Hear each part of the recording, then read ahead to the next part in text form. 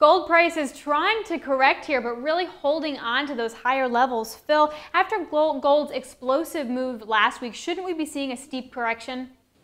Well, I think the correction is going to be limited. I mean, last week was panic buying in the gold. Now that's starting to come off.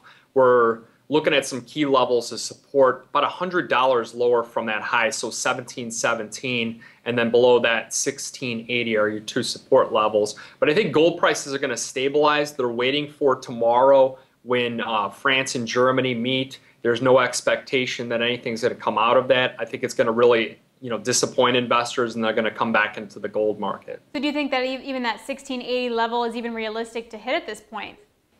It's tough. I mean, I think that if you're 1717, if it fails in 1700, 1680s definitely has to be the next major level of support. We probably won't get down there. I've been looking at selling put options with a little bit more aggressive investors down at those at those levels, but 1680, I think that's like your definite line in the sand. So then how much upside is there? Because you could argue that 1817 intraday level that we hit last week, or actually overnight level, was sort of that short-term blow-off top. Can we really get back to those levels short-term?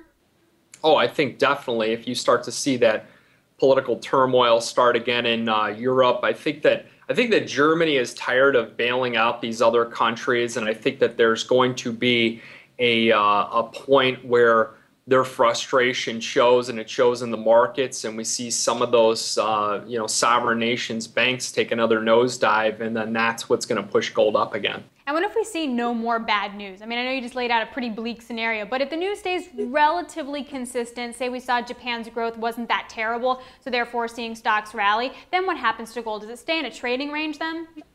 Yeah, I think so for sure. See, the other component of the gold, which a lot of people aren't, that are discounting, is that you're achieving no rate of return on any of your money. Interest rates are so low; they're holding them out to 2013. You might as well be in an investment that you think you could achieve more on, and the gold is the most appropriate safety play for someone that needs to, have some kind of safety. All right. So on these down days, do you want to be a buyer?